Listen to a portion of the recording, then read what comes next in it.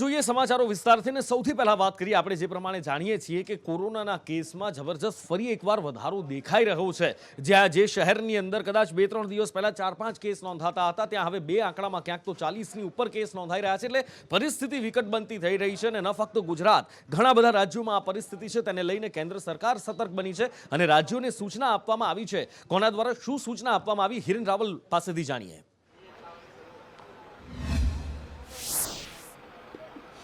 केंद्रीय गृह मंत्रालय और केंद्रीय कैबिनेट सेक्रेटरी द्वारा बे अलग अलग पत्र तमाम राज्यों और चीफ सेक्रेटरीओ ने करवामां आव्युं छे। हालनी जे स्थिति है कोरोनानी ए प्रधानमंत्री नरेंद्र मोदीए समीक्षा कर्या बाद आ पत्र करवामां आव्युं छे, जेमां खास जे प्रकारे केसो वधी रह्या छे, जे जिल्लाओनी अंदर केसो वधी रह्या छे त्यां पॉजिटिविटी रेट जे छे तेनुं ध्यान राखी अने तेना आधारे कंटेनमेंट झोन अने नियंत्रणों વધુ મજબૂત અને કડક કરવા માટે રાજ્યોને નિર્દેશ કરવામાં આવ્યો છે। ખાસ જિલ્લા કક્ષાએ આ અંગે નિયંત્રણો લગાવવામાં આવે, જિલ્લા મેજિસ્ટ્રેટને આ પ્રકારની સત્તા સોંપવામાં આવે તે પ્રકારની પણ ભલામણ કેન્દ્રીય ગૃહ મંત્રાલયના પત્રની અંદર કરવામાં આવી છે। બીજી તરફ જે પ્રકારે કેસો વધી રહ્યા છે તેને ધ્યાનમાં રાખી ટેસ્ટિંગ, તેનું ટ્રીટમેન્ટ છે, આ તમામ મુદ્દાઓ જે છે એ તેનું ધ્યાન રાખવા માટે પણ સૂચના આપવામાં આવી છે। એટલે ખાસ સમગ્ર દેશની અંદર જે નવા કેસો વધી રહ્યા છે સાથે ઓમિક્રોનના પણ કેસો છે, એટલે જે પણ કેસો અત્યાર સુધી આવે છે તેમાં વેક્સિનેશન બાદ જે નવા કેસો પોઝિટિવ છે તો તેનું ટ્રેસિંગ, કોન્ટેક્ટ ટ્રેસિંગ કરવામાં આવે, તેની ટ્રીટમેન્ટ કરવામાં આવે, આ તમામ મુદ્દાઓ છે। સાથે જે કેસો આવે છે તેની સરખામણીએ ડબલ કરતાં પણ વધુ બેડ અત્યારે હાલ તૈયાર રાખવા માટે પણ કેન્દ્રીય ગૃહ મંત્રાલયે સૂચના આપી છે।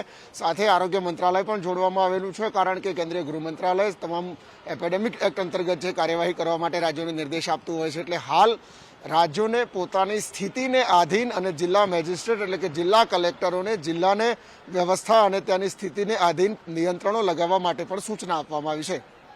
એટલે એક તરફ કેન્દ્રીય ગૃહ મંત્રાલય દ્વારા આટલી બધી ચિંતા કરવામાં આવે છે, સૂચના આપવામાં આવે છે, ભીડ ભેગી ન કરવા માટે કહેવામાં આવે છે, અને બીજી તરફ ગુજરાતની અંદર જ નેતાઓ અને અધિકારીઓ જાણે કે બેફામ બન્યા છે, એમને કોઈ જ લેવા દેવા નથી। કેસ વધે તો વધે, માણસોનું જે થવું હોય એ થાય, અમે તો ભાઈ ભીડ ભેગી કરીશું અને અમે કરીને જ રહીશું, અમે કરવાના અને કર્યું પણ ખરું। કોના દ્વારા ક્યાં કેટલી ભીડ ભેગી કરાઈ અને કેવી રીતે કોરોનાને જબરજસ્ત આમંત્રણ આપી દેવાયું, દેવાંશી પાસેથી જાણીએ। નુપુર, આપણે ત્યાં કહેવાય છે ન્યાય નીતિ સૌ ગરીબને, મોટાને સૌ માફ, વાગે માર્યો માનવી એમાં શું ઇન્સાફ। ભારતીય જનતા પાર્ટી આ રાજ્યમાં વર્ષોથી શાસન કરે છે અને જેમની પોતાની સરકાર હોય એમને જાણે કોઈ જ નીતિ નિયમો લાગુ જ નથી થતા। કેટલાય એવા કાર્યક્રમો છે, પણ શરૂઆત આપણે બોટાદનું ઉદાહરણ આપીને કરીએ કે બોટાદમાં પૂર્વ મંત્રી સૌરભ પટેલ હાજર હતા, જિલ્લાના એસપી હર્ષદ મહેતા ત્યાં હાજર હતા અને એમની સામે ક્રિકેટ ટુર્નામેન્ટનું આયોજન હતું।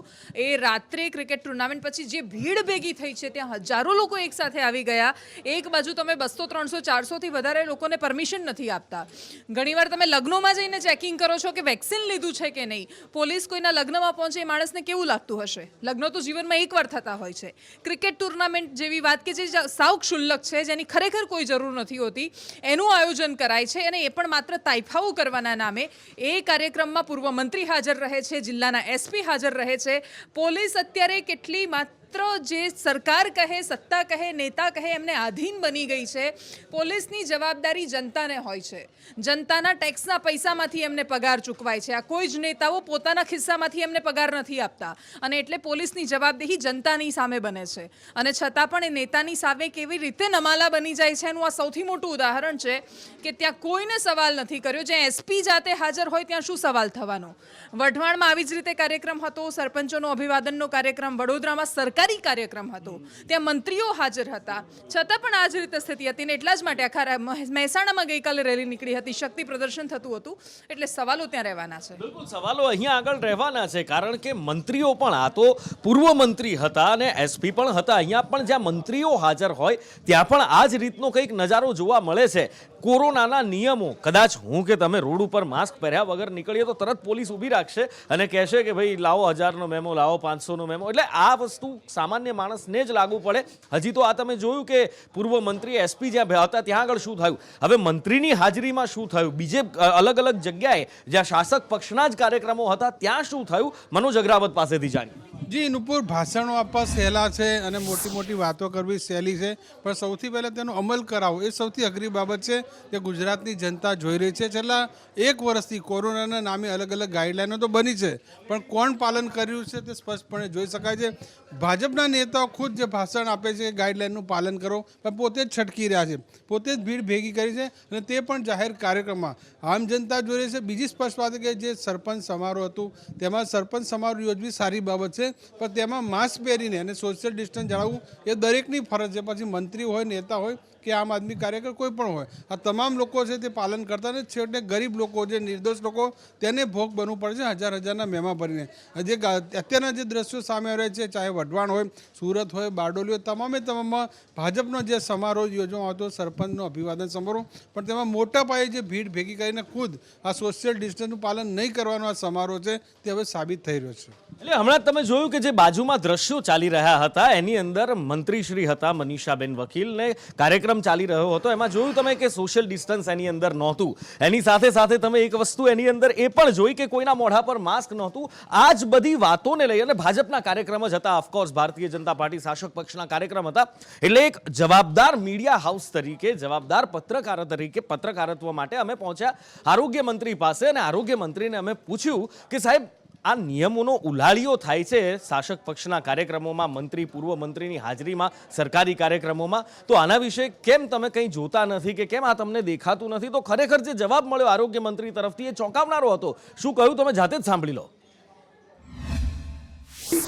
મંત્રીઓ અને અધિકારીઓની સાથે સમગ્ર આ આખું તમે જે જોશો તો લગભગ જ્યારે તમે પેપરની અંદર અથવા તો મીડિયાની અંદર માસ્ક વગરના ફોટા દેખાડતા હોય એટલે એટલા પૂરતું જ હોય છે.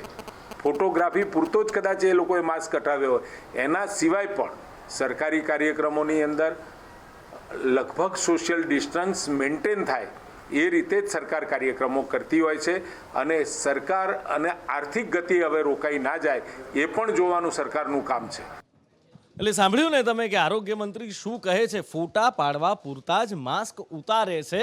એટલે તમે જોઈ લો કે અહીંયા કેટલા બધા એક સાથે ફોટા પડાવે છે. ઓફકોર્સ કેમેરા પણ દેખાય છે મંત્રીશ્રીના કાર્યક્રમમાં અને જેમની ઉપર કેમેરા ફરે છે એ બધા જ માસ્ક વગરના પણ દેખાય છે. એટલે આ મંત્રીશ્રી અમે સમજી શકીએ છીએ શું કહેવા માંગો છો, પણ એની સાથે મંત્રીશ્રીએ એક વસ્તુ પણ કહી કે લગભગ સોશિયલ ડિસ્ટન્સ, એટલે એ પણ પૂરા કોન્ફિડન્સથી નથી કહી શકતા, કારણ કે એમને પણ એમના સાથીઓ, એમના કાર્યકર્તાઓ પર ભરોસો તો હોય જ, એટલે કહેવું જ પડે લગભગ. નિર્મળ પાસેથી વધુ વિગતો મેળવીએ. નિર્મળ,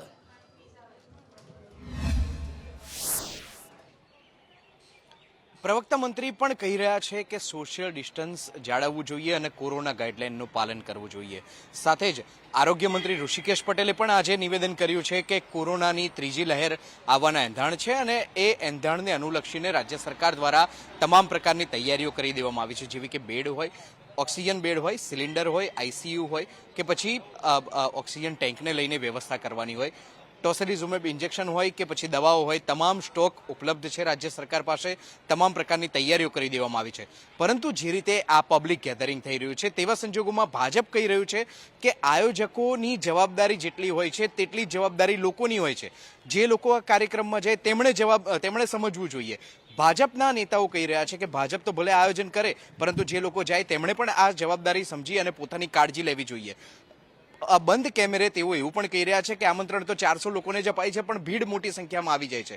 એટલે કંટ્રોલમાં જ નથી, ભાજપના કંટ્રોલમાં નથી, પણ તેમ છતાંય ભાજપના મોટા મેળાવડા થાય છે. તેને કોઈ રોકી શકતું નથી, તેને કોઈ ટોકી શકતું નથી, તેની સામે એપિડેમિક એક્ટ દાખલ કરી શકાતો નથી, કોઈ પણ પ્રકારની કાર્યવાહી કરી શકાતી નથી. એટલે દીવા તળે જ અંધારા જેવી સ્થિતિ ગુજરાત રાજ્યમાં જોવા મળી રહી છે. એટલે કદાચ દીવા તળે અંધારા કરતા પણ આપણે એમ કહીએ કે જિસકી લાઠી ઉસી કી ભેંસ, સૈયા ભય થાનેદાર અબ દર કાહે કા. એટલે આ બધી વાતો અહીંયા લાગુ પડે છે. પણ આરોગ્ય મંત્રીનો તો આપણે પાડ માનવો જોઈએ કે એમણે નિવેદન તો આપ્યું, એમણે કહ્યું તો ખરા કે હા ભાઈ, ભલે ખોટું તો ખોટું, પણ બોલ્યા તો ખરા ને કે ભાઈ હા, માસ્ક અમે ખાલી ફોટા પડાવવા પૂરતું જ કાઢીએ છીએ, લગભગ સોશિયલ ડિસ્ટન્સનું પાલન થાય એવું પ્રયત્ન કરીએ છીએ. પણ મંત્રી શ્રી રાજેન્દ્ર ત્રિવેદી પાસે અમે જ્યારે પહોંચ્યા અને અમે એમને પૂછવાનો પ્રયત્ન કર્યો તો કદાચ એ આ બધી વાતોથી અજાણ હતા. એમને ખબર જ નહોતું કે એમના પક્ષમાં શું થાય છે, એમની સરકારમાં શું થાય છે, એમના મંત્રીઓની હાજરીમાં શું થાય છે. એટલે શું છે કે જવાબ આપ્યા વગર સીધા જ સ્ટેજ ઉપરથી નીકળી ગયા અને સીધા બહાર જતા રહ્યા, પણ જવાબ આપવાની એમણે તસદી ના લીધી.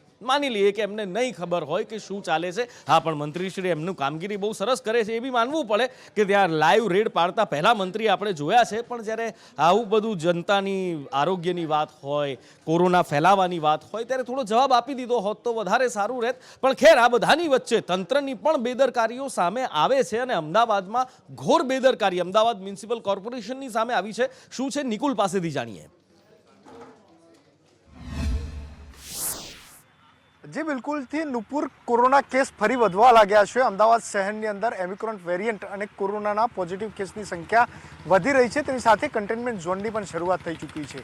અમદાવાદ મ્યુનિસિપાલિટી કોર્પોરેશન દ્વારા ઉસ્માનપુરા ખાતે આવેલી વિદ્યાનગર સોસાયટી વિભાગ 3માં એક પ્રેસ નોટ બહાર પાડીને કહેવામાં આવ્યું હતું કે મકાન નંબર 2 થી 6 સુધીના તમામ મકાનોને કન્ટેનમેન્ટ ઝોનની અંદર મૂકવામાં આવ્યા છે અને તેની અંદર રહેતા 17 લોકોને ક્વોરન્ટાઇન કરી દેવામાં આવ્યા છે. જ્યારે તેની વાસ્તવિકતા જાણવા માટે સંદેશ ન્યૂઝ વિદ્યાનગર સોસાયટી વિભાગ 3 ઉસ્માનપુરા ખાતે પહોંચ્યું ત્યારે હકીકત કંઈક જુદી જ હતી. 2 થી લઈને 6 નંબર સુધી જે કન્ટેનમેન્ટ ઝોનની અંદર જે મકાનો મૂકવામાં આવ્યા હતા ત્યાં કોઈપણ પ્રકારનું બોર્ડ લાગેલું નહોતું. માત્ર 6 નંબરના મકાનની અંદર જે છે તે બોર્ડ મારી દેવામાં આવ્યું હતું અને તેના જ 5 સભ્યોને ક્વોરન્ટાઇન કરવામાં આવ્યા હતા. ત્યાંના સ્થાનિકો સાથે વાત કરી તો તેમનું કહેવું છે કે કોર્પોરેશન દ્વારા જે છે તે લિખિતમાં કહેવામાં આવ્યું હતું કે 5 મકાનો કન્ટેનમેન્ટ ઝોનમાં છે, જ્યારે વાસ્તવિકતામાં એક જ મકાનને કન્ટેનમેન્ટ ઝોનની અંદર મૂકવામાં આવ્યું છે. એટલે કે કોર્પોરેશનના અધિકારીઓની જે બેદરકારી છે તે સામે આવી છે. યાદીમાં લેખિતમાં 2 થી 6 નંબર સુધીના જે મકાનો છે તે બતાવવામાં આવે છે, જ્યારે જે વાસ્તવિકતામાં એક જ મકાનને જે છે તે કન્ટેનમેન્ટ ઝોનની અંદર રાખવામાં આવે છે. એટલે કે મોટી બેદરકારી કહી શકાય આ કોર્પોરેશનની જે સામે આવી છે.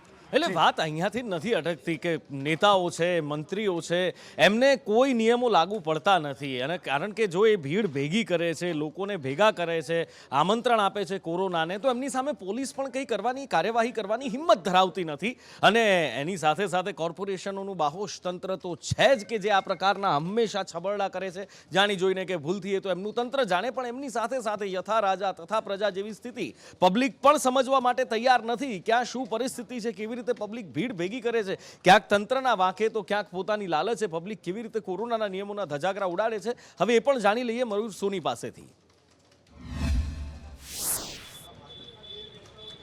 બિલકુલ નુપુર, રાજ્યભરની અંદર આ જ સ્થિતિ છે અને સૌથી વધારે ખરાબ સ્થિતિ 4 અલગ અલગ શહેરોની અંદર સામે આવ્યું છે. સૌથી પહેલાં પાટનગર ગાંધીનગરની વાત કરીએ તો ગાંધીનગરનું જે એસટી બસ સ્ટોપ છે તેની અંદર માસ્ક વગર મોટા પ્રમાણની અંદર લોકો ફરતા જોવા મળ્યા છે. અહીંયા સોશિયલ ડિસ્ટન્સને તો ભૂલી જ જવું, કારણ કે લોકો હવે સમજતા જ નથી. એટલે સોશિયલ ડિસ્ટન્સ નામનો શબ્દ તેમના ડિક્શનરીની અંદર જ નથી. તમામ લોકોએ નિયમો નેવે મૂકીને એસટીની અંદર ટોળા ઉમટ્યા હોય તે પ્રકારના દ્રશ્યો અહીંયા જોવા મળ્યા હતા. અહીંયા એસટીના એક પણ કર્મચારી લોકોને નિયમોનું પાલન કરવા માટે પણ ઉપસ્થિત હતા. બીજી તરફ મોડાસાની વાત કરીએ તો મોડાસાની અંદર 100 જેટલા વિદ્યાર્થીઓ બસની અંદર ઠાંસીને ભરવામાં આવ્યા હતા. જાણે આ તમામ કોરોના પ્રૂફ થઈ ગયા હોય તેવા દ્રશ્યો તેમાં જોવા આવ્યા હતા. આ જ પ્રકારની પરિસ્થિતિ બરોડાના એસટી બસ સ્ટોપની અંદર અને રાજકોટની અંદર પણ જોવા મળી હતી. રાજકોટની અંદર છેલ્લા 3 દિવસથી સંદેશ ન્યૂઝ સવાલ ઉઠાવી રહ્યું છે કે અહીંયા ન તો ટેસ્ટિંગ થઈ રહ્યું છે, ન તો મુસાફરો માસ્ક વગરના ફરે તો તેમને રોકવાનું છે. આ તમામ પરિસ્થિતિ વચ્ચે જાણે રાજકોટની અંદર મુસાફરોનો મેળો લાગ્યો એસટી બસ સ્ટેન્ડની અંદર તેવા દ્રશ્યો જોવા મળ્યા હતા. 80-90% મુસાફરો એવા હતા કે જેમને માસ્ક પહેર્યા જ નહોતા. સોશિયલ ડિસ્ટન્સની તો અહીંયા વાત પૂછવી જ કેમ, કારણ કે એક આખી લોબીની અંદર જાણે ટોળું ભરાયું હોય તે પ્રકારના દ્રશ્યો જોવા મળ્યા હતા. એટલે આ તમામ પરિસ્થિતિ છે રાજ્યની અંદર ત્રીજી લહેર આવે અને તેના માટે તંત્રની સાથે સાથે લોકો પણ એટલા જ જવાબદાર ઠેરવી શકાય છે, કારણ કે આ પરિસ્થિતિ માટે તંત્રની સાથે સાથે લોકો છે એ પણ એમની બેદરકારી છે તે તેમને ભારે પડી શકે છે. બિલકુલ ભારે પડી શકે છે, પણ વાત પણ એમ છે કે હવે જો તંત્ર કે પોલીસ પ્રજા પાસે જાય તો એમને સામા સવાલો થાય છે કે ભાઈ પેલા ફલાણા નેતાએ તો ભીડ ભેગી કરી હતી, કેમ એમની સામે કાર્યવાહી ના કરી, હું તો દંડ નહીં ભરું. પેલા મંત્રીએ ભીડ ભેગી કરી હતી, કેમ તમે કાર્યવાહી ના કરી, હું તો દંડ નહીં ભરું. આવું થાય છે. એટલે બની શકે કદાચ એટલે તંત્ર પાછી પાની કરતું હોય, પણ તંત્રની અંદર જ બેઠેલા લોકો, નેતાઓ પણ હવે સંક્રમિત થઈ રહ્યા છે.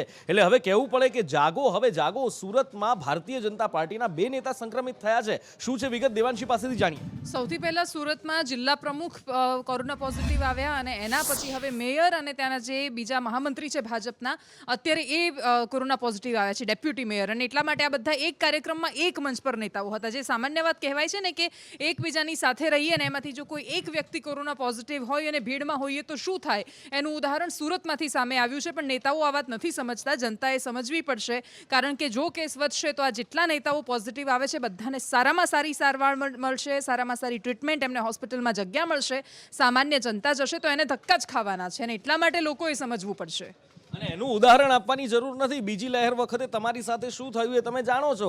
આપણા ભૂતપૂર્વ નાયબ મુખ્યમંત્રી જ્યારે કોવિડ પોઝિટિવ આવ્યા હતા તો એમને કેટલી ઝડપથી ટ્રીટમેન્ટ મળી હતી એ પણ તમે જોયું છે ને. ન ફક્ત ભૂતપૂર્વ નાયબ મુખ્યમંત્રી પણ ઘણા બધા નેતાઓને કેટલી ઝડપથી ને કેટલી સારી ટ્રીટમેન્ટ મળી હતી. એની સામે આપણે હોસ્પિટલના દરવાજે લોકોને ધમ તોડતા જોયા છે. એટલે કદાચ આ નેતાઓને તો સમજાવવું અઘરું છે, એમને પથ્થર પર પાણી છે, પણ આપણે સમજીએ, કારણ કે સુરક્ષિત આપણે રહેવાનું છે, આપણા પરિવારને રહેવાનું છે. આ લોકોને એટલું જ કહી શકીએ, હવે આ તમારા જ નેતાઓ પોઝિટિવ આવે છે, જાગો, હવે જાગો. અને આ બધાની વચ્ચે આરોગ્ય સુવિધા પણ મજબૂત કરવાની જરૂર છે, કારણ કે જો સંભવિત ત્રીજી લહેર આવી તો ક્યાં જઈશું. કારણ નીતિ આયોગ, આ એટલા માટે કહેવું પડે છે કે નીતિ આયોગનો જે રિપોર્ટ આવ્યો છે એ ચોંકાવનારો છે. દરેક જગ્યાએ આપણે કહીએ છીએ ગુજરાત અગ્રેસર, ગુજરાત નંબર 1, પણ ના, નીતિ આયોગનો રિપોર્ટ આંખ ઉઘાડનારો અને ચોંકાવનારો છે. શું છે અજય યાદવ પાસેથી જાણીએ. जी नूपुर, खास करके कोरोना की जब दूसरी लहर आई थी उस वक्त देश में किस तरह का हाहाकार मचा था. नीति आयोग की तरफ से आज जो हेल्थ इंडेक्स जाहिर किया गया है, यह कह सकते हैं कि राज्यों की परफॉर्मेंस रिपोर्ट जाहिर की गई है. इससे यही पता चलता है कि किस राज्य ने कोरोना की दूसरी लहर के दौरान किस तरह का काम किया था. खास करके सेंट्रल गवर्नमेंट और राज्य सरकार की तरफ से जो गोल रखे गए थे उस पर कितना सफल हुए हैं. और इस हिसाब से अगर चलें तो नीति आयोग की तरफ से जो आज हेल्थ इंडेक्स जाहिर किया गया है उसमें केरल एक बार फिर नंबर 1 पोजीशन पर आया है. वहीं पर दूसरी तरफ जो योगी आदित्यनाथ उत्तर प्रदेश को नंबर 1 स्टेट का दर्जा या कह सकते हैं बखान करते हुए नजर आ रहे हैं. उस हेल्थ इंडेक्स में उत्तर प्रदेश सबसे खराब स्टेट के तौर पे या सबसे खराब परफॉर्मेंस करने वाले स्टेट के तौर पे उसकी रिपोर्ट आई है. वहीं पर दूसरे नंबर पे अगर बात करें तो तेलंगाना दूसरे नंबर पे आया है, तमिलनाडु दूसरे नंबर पे आया है, तेलंगाना तीसरे नंबर पे आया है. जबकि जितने भी देश में बीजेपी शासित राज्य है उसमें अगर केवल गुजरात को अगर छोड़ दिया जाए तो बाकी राज्यों की परफॉर्मेंस रिपोर्ट बहुत अच्छी नहीं कही जाएगी. खास करके जो टॉप 10 जो स्टेट हैं जो अच्छा परफॉर्मेंस हेल्थ सेक्टर में किया है उसमें 3 राज्य जो हैं वो एक तरह से भारतीय जनता पार्टी के शासित राज्य हैं, जिसमें गुजरात की अगर बात करें तो गुजरात 6ठे स्थान पे है. हालांकि पिछले साल गुजरात 7वें स्थान पे था और कह सकते हैं कि उसकी परफॉर्मेंस रिपोर्ट पिछले बार की तुलना में यानी 2018-19 की तुलना में 2019-20 में काफ़ी बेहतर हुई है. यानी कि गुजरात ने एक पायदान की छलांग लगाई है.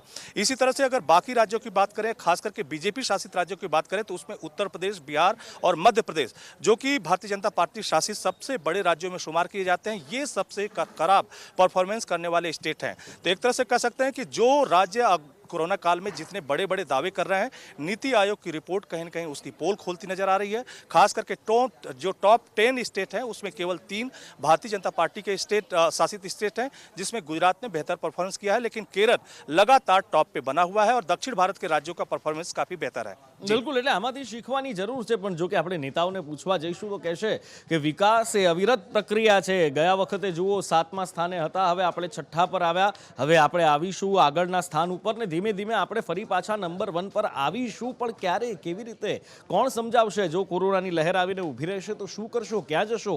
ખાલી વાતો જ કરશો બીજી લહેરની જેમ અને વાયદાઓ જ કરશો અને પછી ખેલ ખેલશો આંકડા સંતાડવાનો અને લોકોના મોતનો પણ મલાજો નહીં રાખવાનો? અમે જોયું છે આ બધું, એટલા માટે અમારાથી બોલાઈ જાય છે, કારણ કે અમારી પર વીતેલું પણ છે. હવે જોવાનું એ છે કે આ કેવી રીતે વ્યવસ્થાઓ ઊભી કરે છે ને ફરી પાછું કાગળ ઉપર નહીં રિયલમાં નંબર 1 કેવી રીતે લાવે છે. આ ચિંતાઓ એટલા માટે થાય કે કોરોનાના કેસની સાથે સાથે ઓમિક્રોનના કેસ પણ વધી રહ્યા છે. ક્યાં શું પરિસ્થિતિ છે કલ્પિન પાસેથી જાણી. ચોક્કસથી નુપુર, જે પ્રમાણે દેશમાં ઓમિક્રોન વાયરસનો જે ખતરો છે તે તોડાઈ રહ્યો છે. દેશની અંદર અલગ અલગ રાજ્યો છે, તે રાજ્યોના જે આંકડાઓ છે તે પણ ચોંકાવનારા છે. અત્યાર સુધી 19 રાજ્યો છે, તે 19 રાજ્યોની અંદર કુલ 578 ઓમિક્રોનના કેસો છે તે સામે આવી રહ્યા છે. સૌથી વધારે દેશની રાજધાની દિલ્હીમાં 142 જેટલા ઓમિક્રોનના કેસો નોંધાયા છે. ત્યારબાદ મહારાષ્ટ્રમાં 141 છે, કેરળમાં 57 ઓમિક્રોનના કેસ નોંધાયા છે, ગુજરાતમાં 49 છે, રાજસ્થાનમાં 43 ઓમિક્રોનના કેસ છે, તેલંગાણામાં 41 ને તમિલનાડુની અંદર 34 ઓમિક્રોનના કેસો હાલના તબક્કે નોંધાયેલા જોવા મળી રહ્યા છે. જી અને આ બધાની વચ્ચે કોરોના તો એક ચિંતાનો વિષય છે જ, અને એની સામે આ ભીડ ભેગી થાય, નેતાઓ ભીડ ભેગી કરે, ન શાસકો સમજે ન પ્રજા સમજે, અને એમાં પણ આરોગ્ય સેવાનો નીતિ આયોગનો આ રિપોર્ટ આ બધું જ ચિંતા ઊભી કરે છે. પણ ખેડૂતોના માથે ફરી એકવાર ચિંતાના વાદળો કુદરતે સર્જી દીધા છે. કુદરતે ફરી એકવાર ચિંતાના વાદળો ઘેરી દીધા છે. ક્યાં કેવી રીતે શું પરિસ્થિતિ, ધવલ પાસેથી જાણીએ. જીનુપુર ચોમાસાની અંદર અતિવૃષ્ટિનો માર થયો, પછી માવઠાઓ પડ્યા, ફરી માવઠાઓની આગાહી કરી છે. હવામાન વિભાગે 28 તારીખ પછી ગુજરાતમાં માવઠું પડે એવી શક્યતા જતાવી છે. ઉત્તર ગુજરાતના ખેડૂતો માટે ચિંતાનો વિષય છે. જો કે એ બાબતે આ વખત સારી બાબત એ છે કે તંત્ર પણ એલર્ટ થઈ ગયું છે, અને તંત્રએ ખેડૂતોને એલર્ટ કર્યા છે કે તમારો જે રવિ પાક છે એને સાચવવા માટે 28 પછી વરસાદ થવાની સંભાવના છે, અને તમે તૈયારી કરી રાખજો. જીનુપુર. અને આ બધા વચ્ચે સમાચાર મળી રહ્યા છે બિહારથી, પટનાથી. પટનાની અંદર હિંસાની ઘટના બની છે. શું છે આ ઘટના, શા માટે આ ઘટના થઈ અને ઘટનામાં શું થયું, આઝમ સાલે પાસેથી જાણીએ.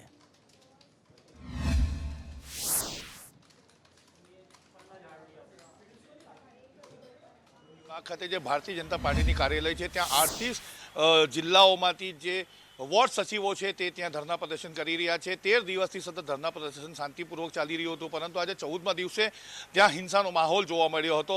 પોલીસે પરિસ્થિતિ પર કાબૂ મેળવવા માટે ટીયર ગેસ સહિત જે વોટર ટેન્ક છે તે મંગાવી હતી અને પાણીનો મારો પણ ચલાવ્યો હતો. કેટલાક લોકોને ઈજાઓ પણ થઈ હતી.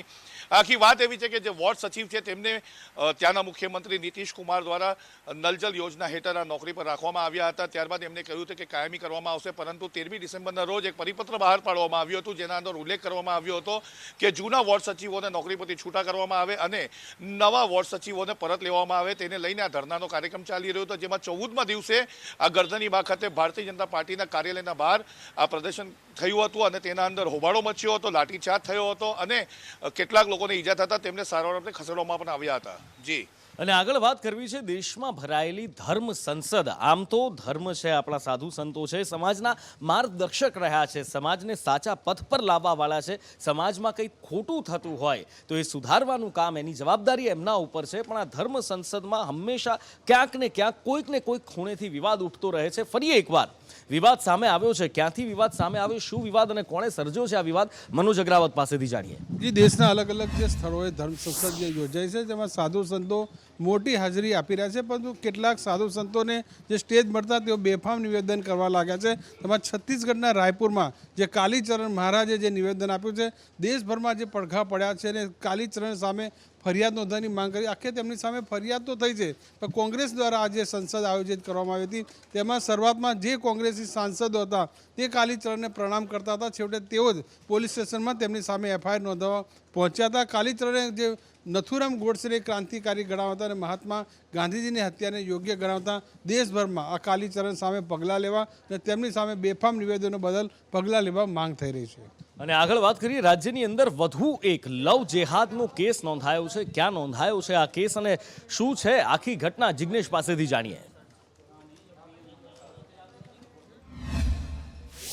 નુપુર, વાત કરવામાં આવે તો શહેરના અમદાવાદના વસ્ત્રાપુર પોલીસ મથકમાં એક ગુનો નોંધવામાં આવ્યો કે જેમાં કહી શકાય કે માત્ર 19 વર્ષની યુવતીને એક વિધર્મી યુવકે પોતાના પ્રેમજાળમાં ફસાવી અને ત્યારબાદ તેની પાસેથી તેને ધમકીઓ આપી, તેની પાસેથી તેના ફોટા મેળવવામાં આવ્યા અને તે ફોટાના આધારે ફરી તેને બ્લેકમેલ કરવામાં આવી, જેમાં તેની પાસે શારીરિક સંબંધ બંધાયા, તેનો વિડીયો કેપ્ચર કરવામાં આવ્યો અને તેના આધારે તેને અમદાવાદથી રાજસ્થાન ખાતે લઈ જઈ ત્યાં તેને સાથે લગ્ન કરવામાં આવ્યા અને ત્યારબાદ મૌલાનાની હાજરીમાં તેનો જે છે ધર્મ પરિવર્તન કરવામાં આવ્યો. સમગ્ર મામલે જ્યારે વસ્ત્રાપુર પોલીસે જાણવા જો ગુનો નોંધી અને તપાસ હાથ ધરી હતી ત્યારે તેમના જે છે તે છેડા છેક રાજસ્થાન સુધી અને ત્યારબાદ પાલનપુર ખાતે આવ્યા અને ત્યાં જે વિધર્મી યુવક અને તેની સાથે જે યુવતી હતી કે જેની જાણવાજોગ નોંધાઈ હતી તે બંનેને અમદાવાદ લાવવામાં આવ્યા. જ્યારે યુવતીનું કાઉન્સિલિંગ કરવામાં આવ્યું ત્યારે તેને જણાવ્યું કે તેને તેનું ધર્મ પરિવર્તન કરવામાં આવ્યું છે. મૌલાના અને મુસ્લિમ અગ્રણીઓની હાજરીમાં તેને અન્ય ધર્મ અંગીકાર કરવા માટે દબાણ કરવામાં આવ્યો હતો. માટે આ અંગે વસ્ત્રાપુર પોલીસે બળાત્કાર અને તેની સાથે જે લવ જિહાદની અલગ અલગ કલમો છે ધર્મ સ્વાતંત્ર્યની તે અંતર્ગત ગુનો નોંધી અને વિધર્મી યુવકની ધરપકડ કરી તેના વિરુદ્ધમાં વધુ પગલાં લેવામાં આવ્યા છે. અને આગળ વાત કરીએ જમ્મુ કાશ્મીરની. જમ્મુ કાશ્મીરમાં કલમ 377 હટ્યા બાદ હવે શાંતિ થઈ રહી છે. અત્યારે જે વિશેષ દરજ્જો ખતમ કરવામાં આવ્યો અને શાંતિ બહાલ થઈ રહી છે. અત્યારે પણ આપણે જોઈએ તો પ્રવાસીઓ મોટી સંખ્યામાં ત્યાં દેખાઈ રહ્યા છે, પણ બની શકે કે આ વાત પાડોશી દેશથી નથી જોવાતી અને એના જ કારણે કાશ્મીરની શાંતિ હણવાના કાવતરા રચવામાં આવે છે, પ્રયત્ન કરવામાં આવે છે અને સુરક્ષા બળો પર હુમલાની સંખ્યા થોડા સમયથી વધી છે. વધુ એક આવો જ હુમલો થયો છે કાશ્મીરમાં સુરક્ષા દળો ઉપર અને વધુ એકવાર સુરક્ષા દળોને ટાર્ગેટ કરવામાં આવ્યા છે. કૃણાલ પાસેથી સમગ્ર વિગત જાણીએ.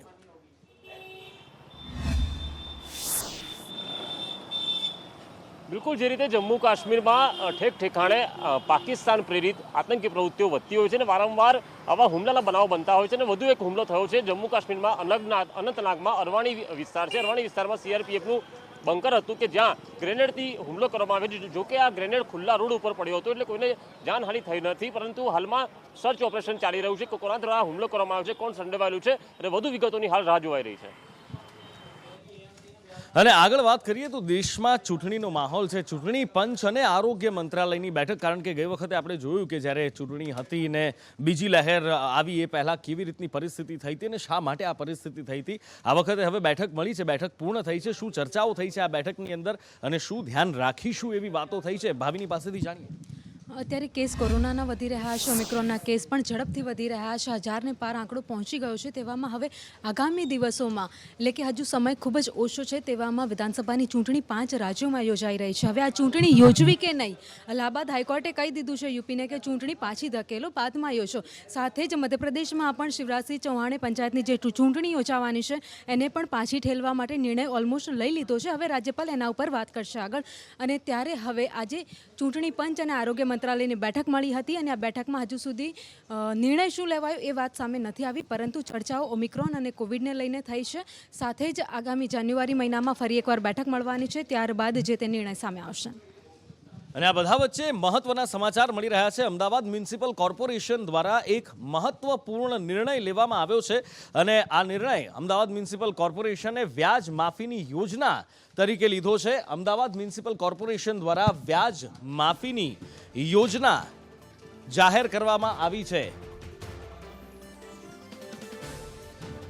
વધુ વિગતો મેળવીએ ધવલ પાસેથી. ધવલ, જી, એએમસી એક વ્યાજ માફીની યોજના જાહેર કરી છે. રેવન્યુ કમિટીની મળેલી બેઠકની અંદર એવો નિર્ણય લેવાયો છે કે પ્રોપર્ટી ટેક્સ જે ચડેલું હોય, જેના ઉપર ખૂબ મોટો વ્યાજ ચડી ગયો હોય, એ 31 જાન્યુઆરી સુધીમાં જો 80% અને કોમર્શિયલ જે પ્રોપર્ટીઝ છે એની અંદર 60% વ્યાજ માફ મળશે અને 28 ફેબ્રુઆરી સુધીમાં રહેઠાણમાં 75% અને કોમર્શિયલમાં 55% માફ મળશે.